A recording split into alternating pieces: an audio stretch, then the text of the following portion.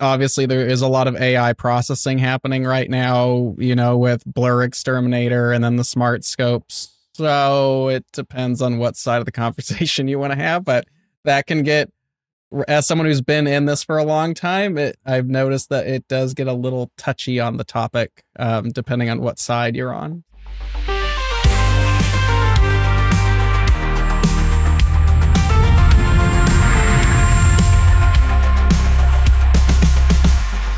Hey everyone, and welcome back to the Astrophotography podcast. Today is a scorcher of a day outside where I am. It is extremely warm, very humid as well, which is typical for the southwest, southern Ontario area.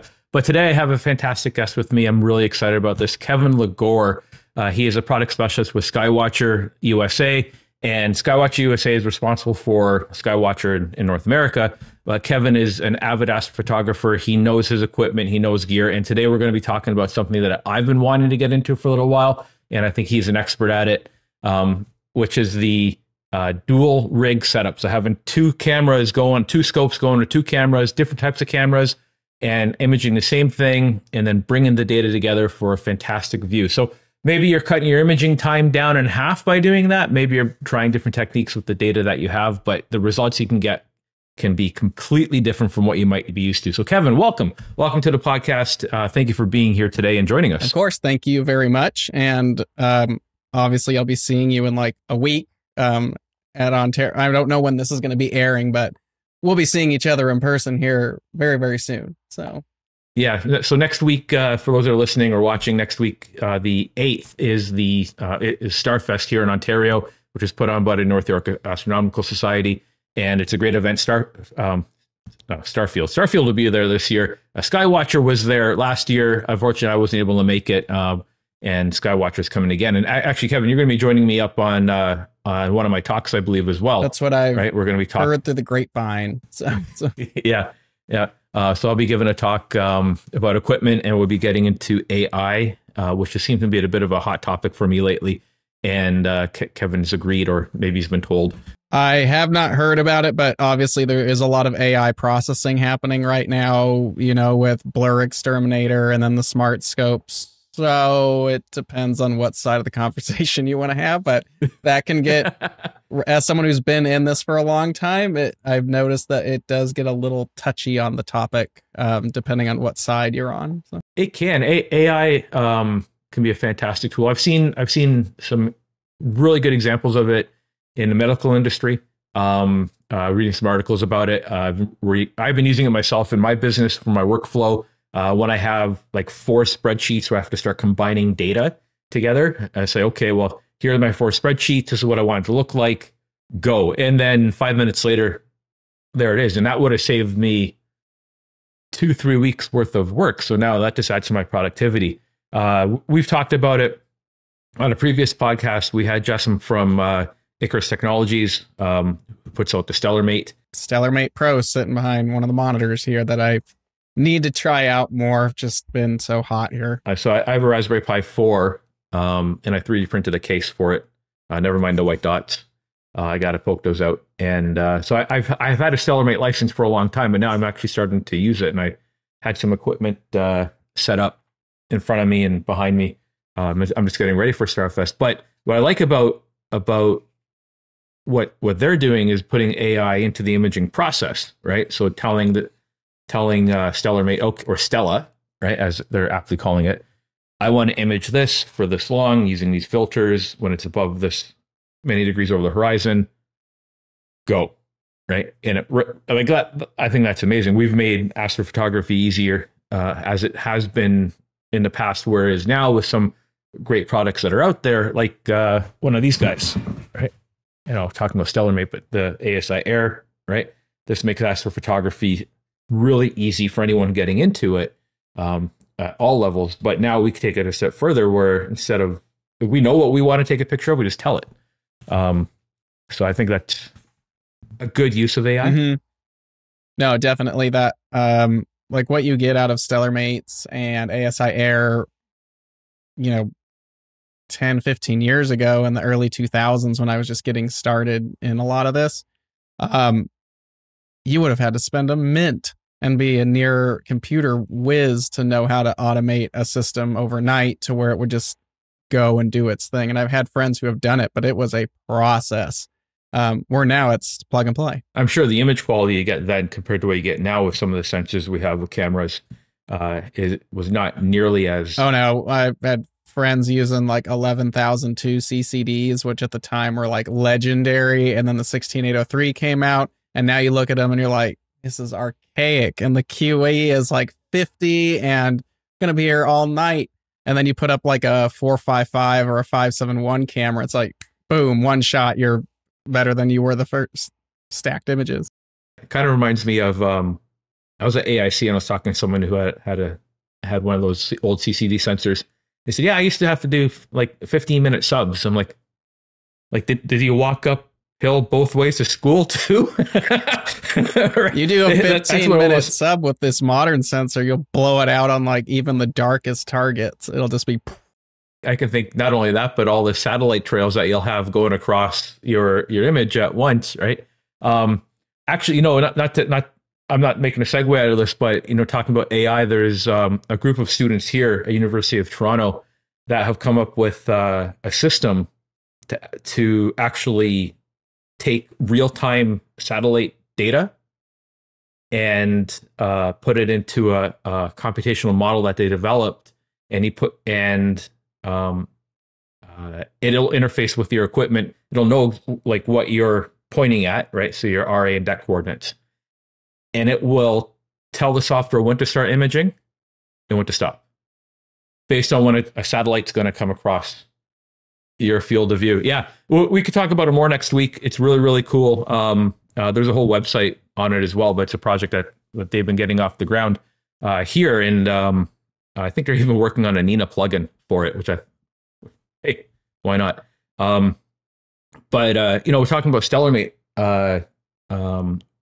Today, actually, on their Facebook page, they had shown a beta version of what they're working on to come out later in October, where they're going to support dual camera setups, right? So you can actually have two different optical trains. You can switch back and forth for them. And I think it's really cool. So, what I wanted to talk to you about, and I've seen your posts online where you've had two identical scopes on two mounts in the same observatory pointing at the same target, right? But you have different cameras on them. One will be a one-shot color. The other one will be a mono with a specific filter on it. Then you're combining the data. So, tell us a little bit more about that. Like what are those advantages that you're going to be getting out of doing that? And how do you bring it all together? So started a few years ago. So Skywatcher has a remote telescope at Skies Away Remote Observatory in California, which is owned by a good friend of ours, Brian Cogdale. Hi, Brian. So we installed our scope out there mainly for marketing capabilities. That way we could capture our own stuff and use it for ads and boxes and just cool things like that.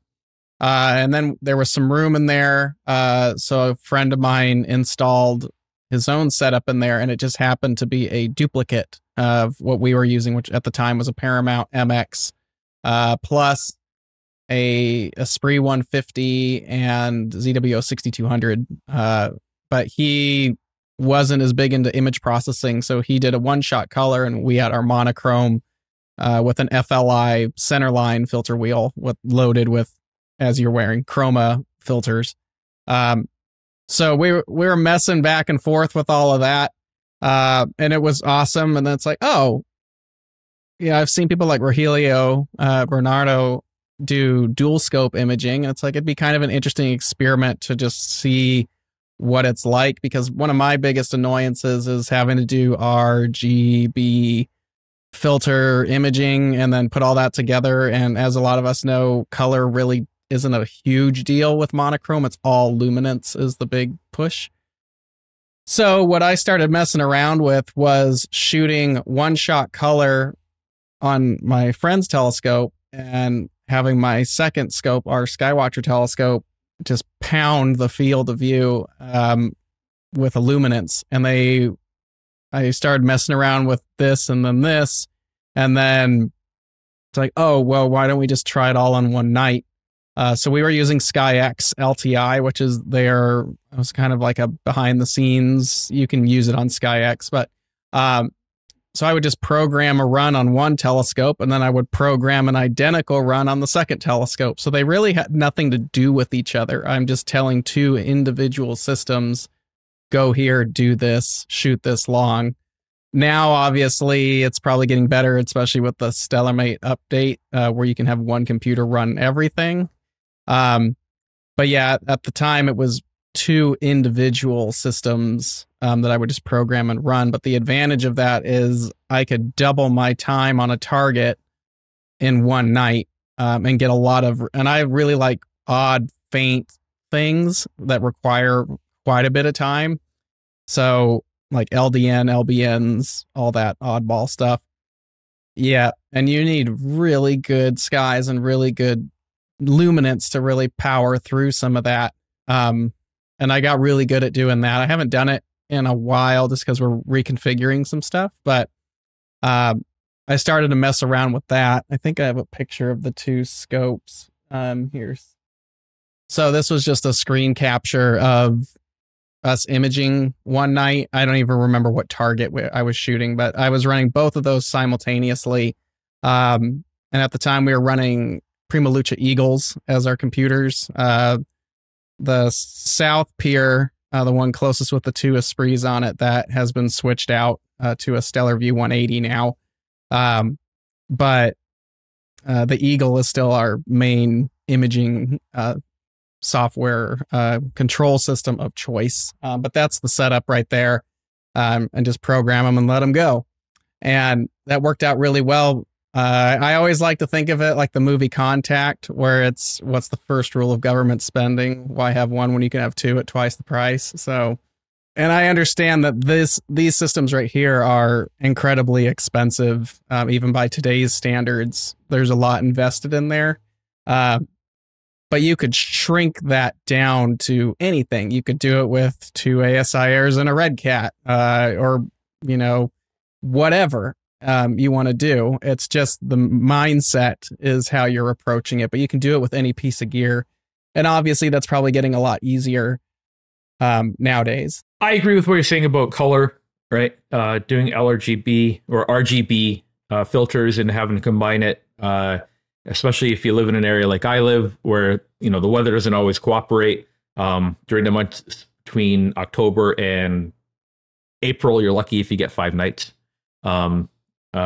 So using a one-shot color has a lot of advantages because you can collect as much data as you can in a shorter period of time. And then using a second system for luminance, or possibly even bringing in hydrogen alpha data and then combining it together. Something that I thought of in theory, then we can probably take two scopes of two different focal lengths. And if we can match up different size sensors, you get a very similar field of view.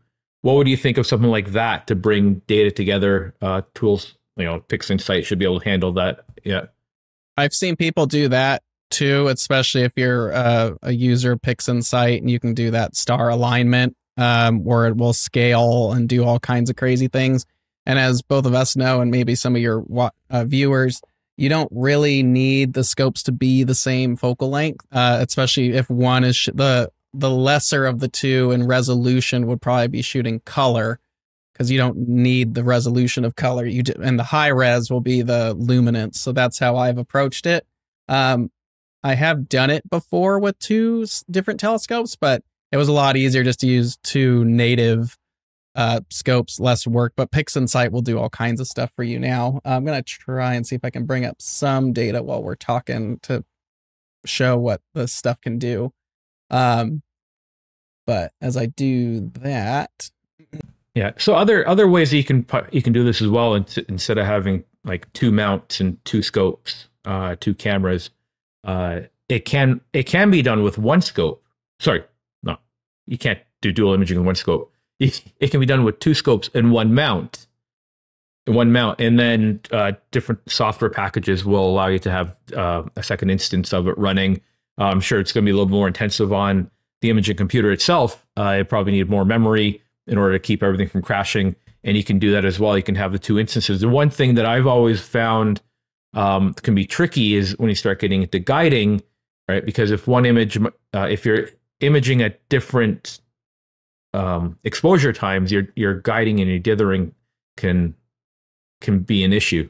That's what it was nice having two completely separate systems where one could just do what, and there would be a lot of times where I would be going hard on the luminance, and I would kind of know that 4 to 6 hours of color was all I need. So I would have multiple projects going in a night. So I would have one telescope maintain luminance, the other one would do the color, and when it was done, it would then flip to the next target and start doing color on there while the other telescope remained. So having two separate systems was really nice to have flexibility when you want to get as much done as possible. So. Sure. Yeah. No, it makes a lot of sense because your exposure times will be different between the cameras for sure, depending on the target that you're imaging.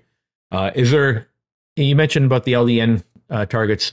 Is there one that really stands out to you though? That it's like, okay, doing this kind of setup was a game changer.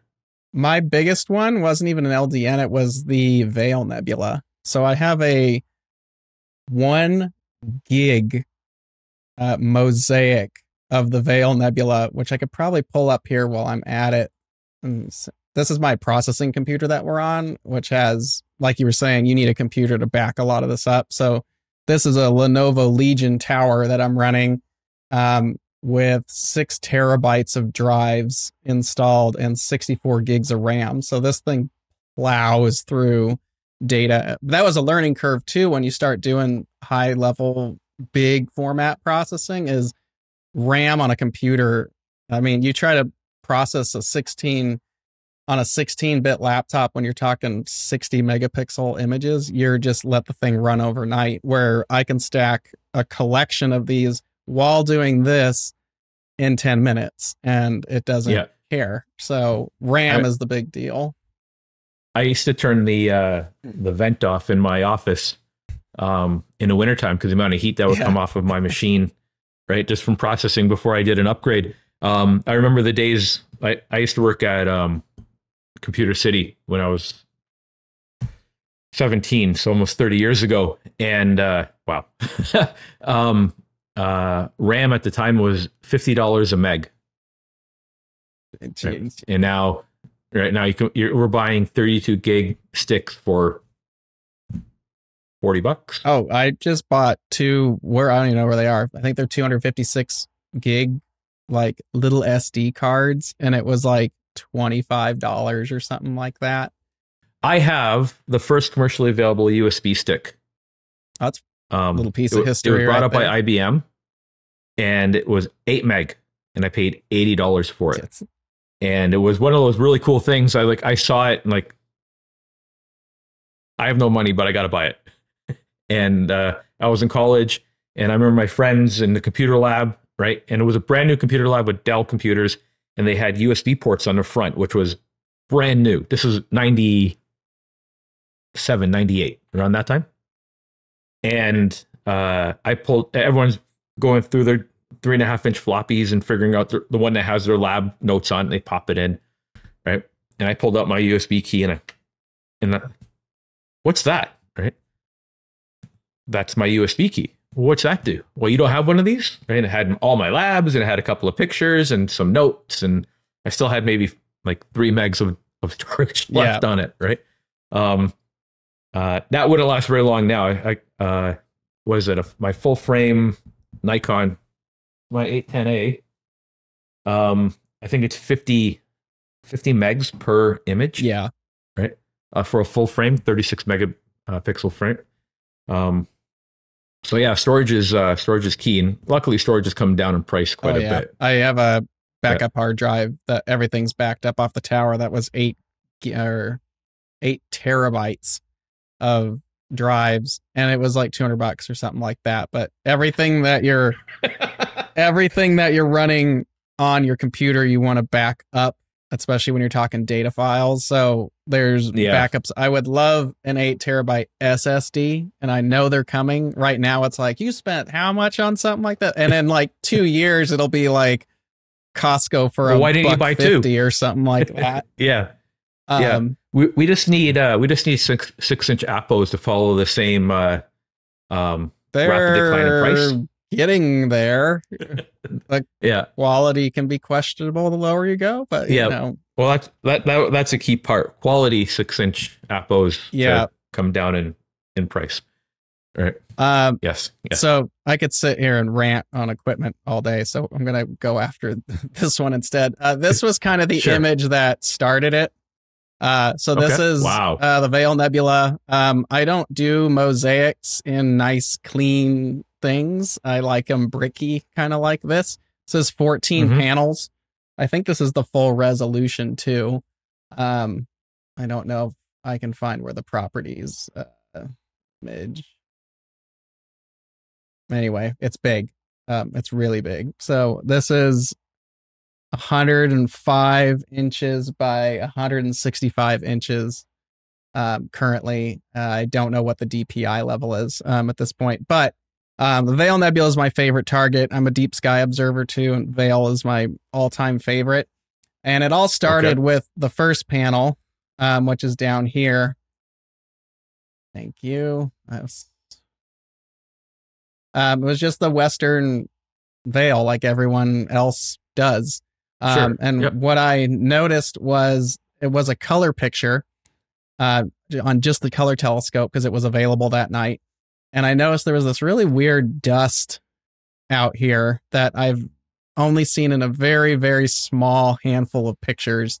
And one of my biggest issues with a lot of the way people process is everyone says, like, clip the blacks. Don't clip the blacks because there's all kinds of hidden little detail in there. And space isn't supposed to be black. It's kind of like this slight brownish tone.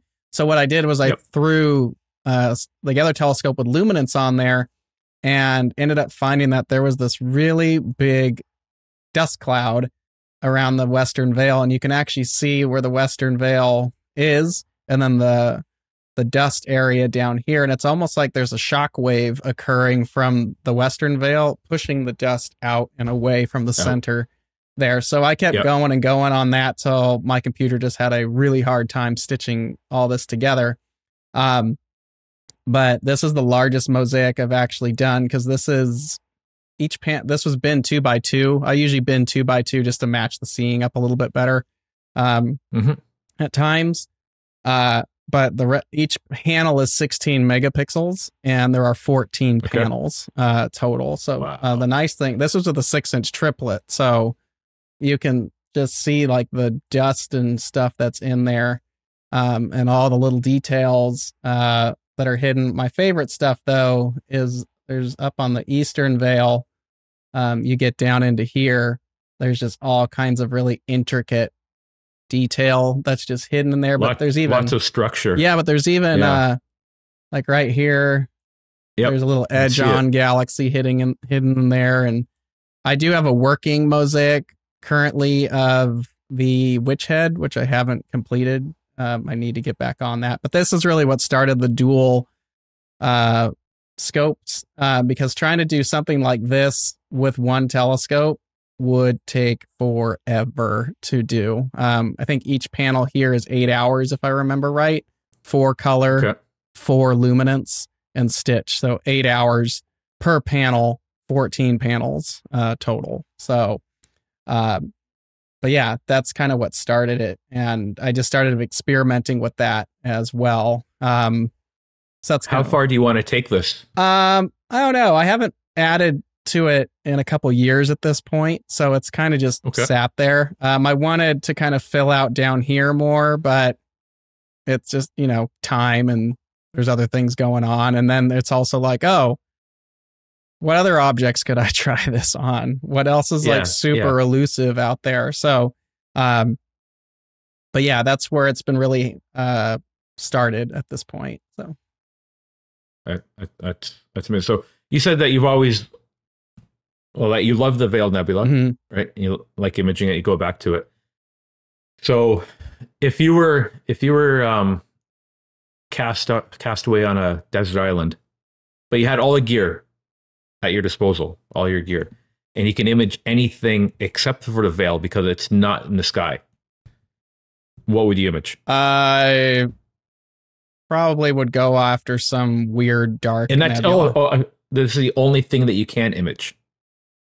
That's it. Nothing else. It's one object, and that's it. So Veil is not an option, but any other target? Right. Yep. Probably until you're rescued.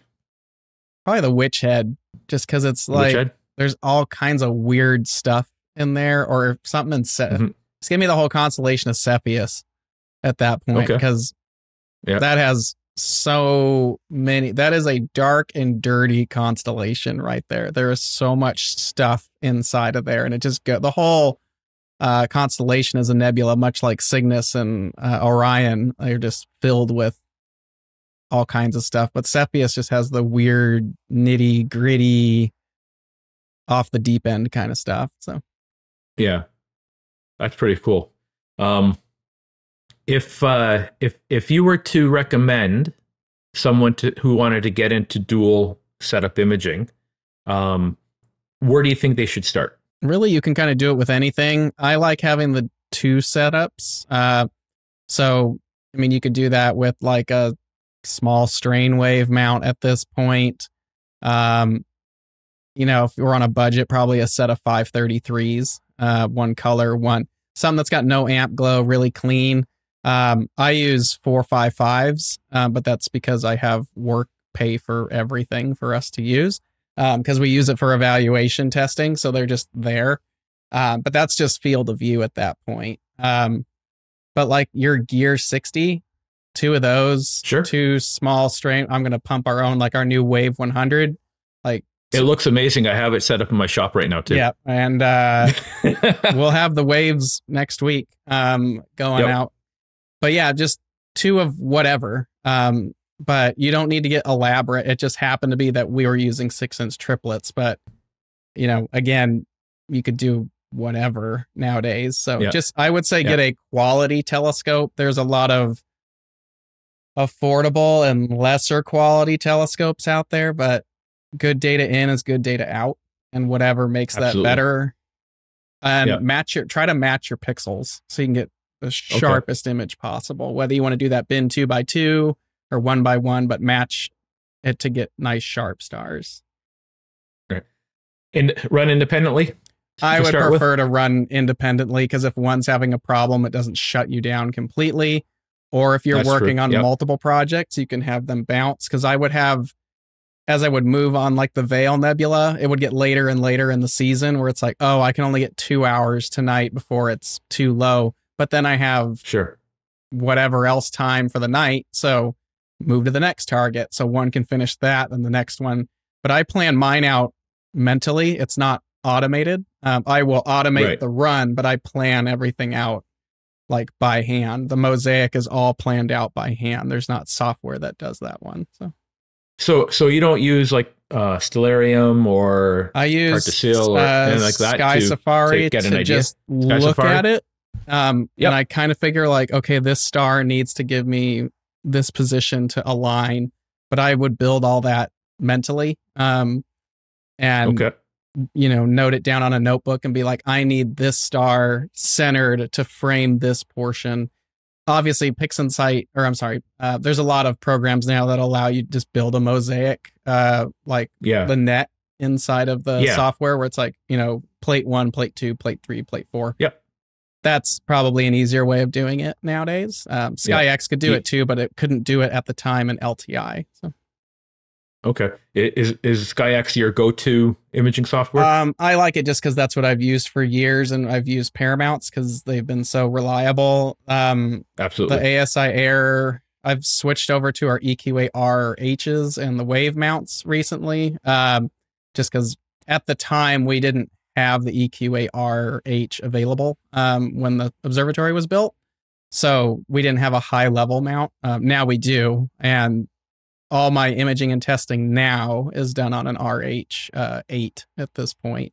But the wave mounts we've been testing have been pretty nice for the lighter weight stuff. The 150, when I first saw it for the first time, the 150i rather, when I saw it first time at NEAF, it was very impressive. And then having it set up, I set it up today just to take a look at it. and it's a very impressive mount. Very quiet. Yeah, all of our Extremely mounts are quiet. very quiet, which I'm really glad.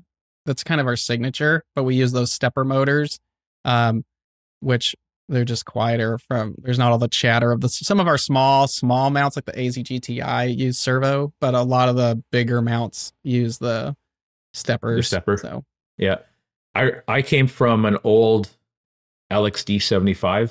Yeah, coffee grinder. Yeah, I called it more of a tractor with its wheels flying off, grinding kind of noise, and then I got a new mount, and I was set up at Starfest, the campground anyways, one new moon weekend, because me and my buddies will go there because it's convenient, skies are good, right, and there's no one really around to bug us, and I was getting upset because I thought nothing was working. The mount was just that quiet, right? And it's nice to, keep it that way too. See that the strain wave mounts are continuing on with that. They are being quiet, especially up here with the coyotes. You don't want to rustle them up and, have them come by. It's the same hardware besides the strain wave gear assembly, and they've got new boards and stuff inside of them. But like I don't know exactly what motors are inside of the waves, but it's the same thought process used on a lot of the other mounts. And I wouldn't be surprised if the motors in there are the same motors in one of the other mounts. So I just don't know exactly which motor they're using. I haven't torn one apart at this point. What I like is that the continuation of the control, right? So if you're familiar with SynScan, you can pick up the SynScan controller and keep using it exactly the same. That's what I like about our mounts is you can use a SynScan controller from everything from like a Star Adventure GTI or Wave 100 all the way up to the EQA RH, and it's exactly the same process. So if you know how to image on like a little Star Adventure GTI, you can image on an EQ8R. The experience is no different. It's just bigger. That goes a long way. But yeah, and then we don't have to, there's a lot of companies where it's like, oh, you need a hand controller for EQ. Oh, you need a hand controller for AZ. Nope, ours just does it, and you just tell it which way you want to do it. I hate reprogramming something for the sake of using it for one thing. So yeah, no, very well thought out, very well designed. And it'll be at Starfest next week. This podcast actually comes out on Wednesday next week. Oh, okay. Hopefully. Well, there you go. So just in time. Come stop by and say hi. So. Yeah, stop by and say hi to everyone from Skywatcher. Stop by and say hi to myself from Starfield. Kevin, thank you very much for your time today. I greatly appreciate it. I know you're a very busy person, and you were generous with your time today to talk with us. Of course. I don't know if you want to see really quick before we go. I have an Orion image. This is just one that I've used in past talks about this topic. Okay. So just a quick down and dirt. I also have H alpha that gets blended into here. But what I like to do for anybody who wants to see, this is just on Photoshop. I understand that everyone's like, why don't you use PixInsight? Because PixInsight is a monster and I don't know it as well. So what I like to do, so here's the luminance. Here's the color. You can see the color has already been registered in PixInsight to the luminance, so they're all aligned. It's color balanced and stuff. But what I like to do here, just to down and dirty it, if this is what you want to do, is I will take, I'm going to do this on the fly, so it's probably not going to be great. I take the vibrance and saturation and really push it, like to the point where it's like, that's too much. But what people need to remember is when you overlay luminance over this, it's going to move everything back to that pastel coloration. So, you can see there's a lot of dust in there hanging out already. That's a pretty good picture. But what I like about the luminance is you can see there's a ton of other detail and dust hanging out there. And the only way you're going to be able to get any of that in a color shot is to actually just put more time on it. And we can kind of see that there's probably some noise. It's actually pretty clean in the core. There's some noise hanging out in there, but the luminance is, you just treat it like you're doing color at that point. But what I like to do then is just take, do I do this way? I think I have to do it this way. Hold on. I'm trying to figure out the order that I did it here. I can never remember which. So for those that are listening on the audio version of the podcast, make sure you do check out our YouTube page, and you can follow along and see what Kevin is doing within Photoshop, the steps that he's been taking to get to the final image. I'm not a Photoshop user myself, so I have a very hard time. Yeah, it's just what you could do all this in PixInsight, but basically, what's going on here is we've taken a one-shot color image, process it just like a normal one, and then we've taken luminance and processed it. These were actually shot at different times too, but if you're watching this, obviously there's some dust motes and stuff, but you can see there's a color and then the luminance. The dust pops out even further. It just smooths out that, but it looks just like you shot it all in one frame, but it just adds that layer of pop. Now I do have a hydrogen frame that goes in there too, and that really brings out the dust. Let me see if I can find this just really quick. It looks very three-dimensional. Yeah, and then when I added it has a lot of depth. Yeah, when I added the hydrogen, is when it really changed. There's the final shot, all processed and everything. But you have to approach it with the two telescopes. The color scope just did color, and then the monochrome, we incorporated the hydrogen and the luminance in there, and that gives us this incredibly detailed image. I did shoot some of the core on its own to balance it out, and this one's a little crunchy because I did this one on the fly, but there's a ton of detail in there, but that's because there's been a lot of exposure time on it, but we cut it in half because you're doing two scopes. Oh, yeah. I'm sorry. One other thing, if I'm going too long, let me know. No, not at all. I wanted to do an experiment because one of my biggest issues is shooting comets.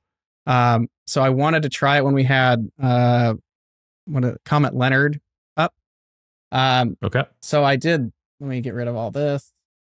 So I did the same thing. I had one this is when it was right next to M3.